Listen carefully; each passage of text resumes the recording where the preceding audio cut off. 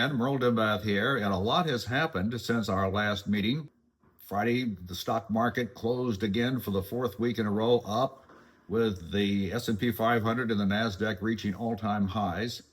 It's interesting to point out that the Conference Board, in its development of economic indicators, uses the stock market as one of its 10 leading economic indicators to forecast the direction of the economy.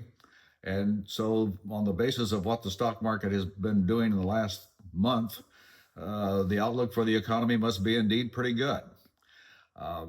We have articles in the various publications, and I'll show you one here in the Wall Street Journal, indicating that the companies are doing well. We are in earnings season reporting now, and so far the reports have been quite good. And this coming week, many of the large companies are going to be reporting, and they are expected to do well, and they probably will.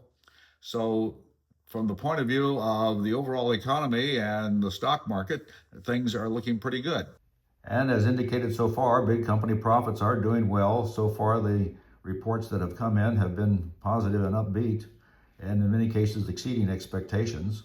However, not all information is good. The Iran peace talks fell apart again over the weekend on Saturday. This was no big surprise to me. It's happened before, and sadly, it'll probably happen again.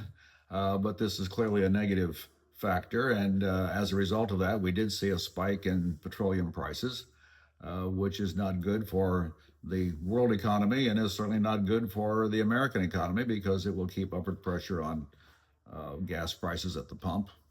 The situation in Iran, of course, is going to continue to vex the Trump administration on the path forward.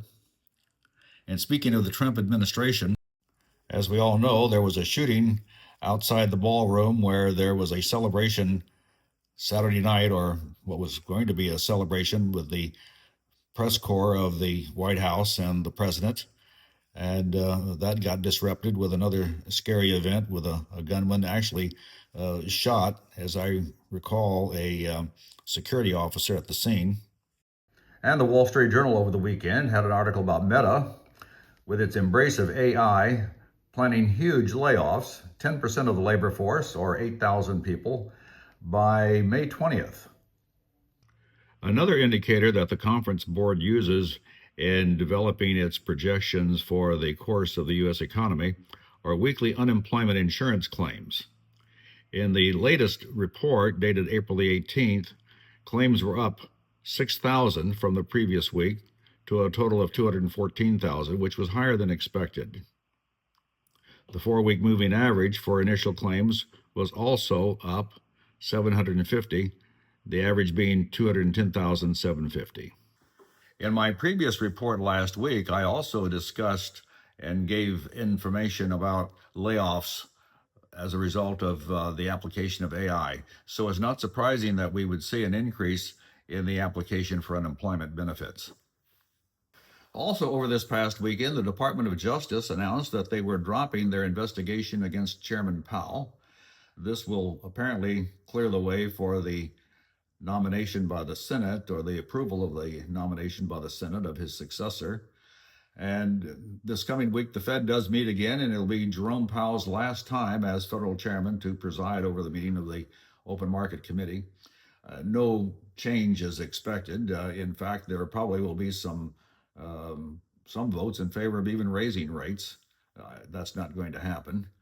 But there are inflationary pressures in the economy, some of them left over from the spike in the money supply and inflation that happened during COVID.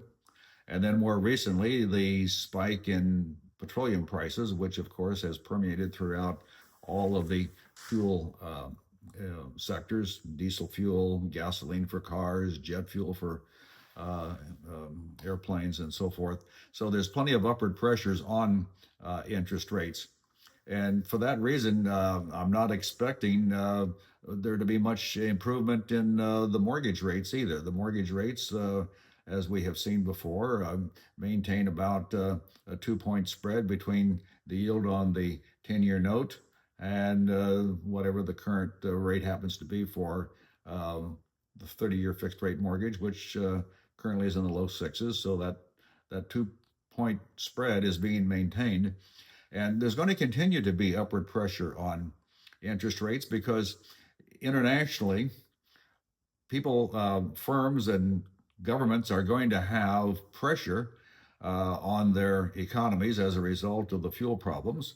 And if you are a Middle Eastern country, for example, and you are accustomed to receiving revenues from the sale of your petroleum, and you're not now able to sell that petroleum, then obviously you've got a reduction in your available cash. And so when you still need money and it's not coming in, what are you likely to do? Well, you're likely to sell assets that can generate that income. And what is a very readily available and liquid asset? U.S. government securities. And around the world, governments and large firms and so forth own U.S. government securities. And we are going to see some tendency for other holders of these securities to liquidate them for the purpose of raising cash, which otherwise was supplied by their petroleum sales. And when you increase the supply of something, you're going to lower its price. And with the case of securities, you lower the price, you're raising interest rates. Also, for the same reason, I would anticipate some downward pressure on gold. Now, I'm a long-term believer in gold. I own gold. I own the GLD and I own some physical gold. So I'm not going to liquidate my holdings, but other companies or countries may have to if they are in a cash crunch. And again, for the same reason, if you are accustomed to receiving revenues as a result of trade that is no longer possible because of the problems with the Iran conflict, then if you don't have securities to sell, well, then you might sell your gold.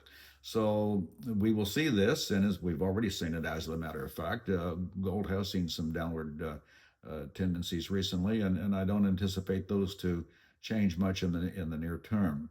So all in all, we are in for a busy week.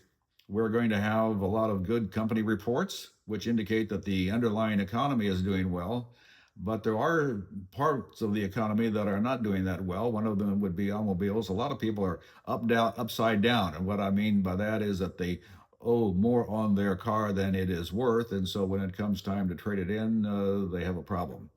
Also, a lot of people are still locked into their houses, so to speak, because they have low interest rate mortgages and they're reluctant to give those up to trade houses and thereby acquiring a higher interest rate on their mortgage. So there are some stumbling blocks here in the economy, and we're going to be monitoring those and watching them as we go along. But this week, the Fed meets.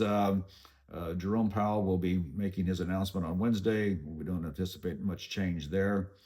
And I guess our main concern would be if hostilities really got worse in the Middle East, if in Iran, if the bombings were resumed and the conflicts between Israel and Lebanon would resume, those could be really dangerous points, as well as stifling the shipping there in the Gulf or the Strait of Hormuz.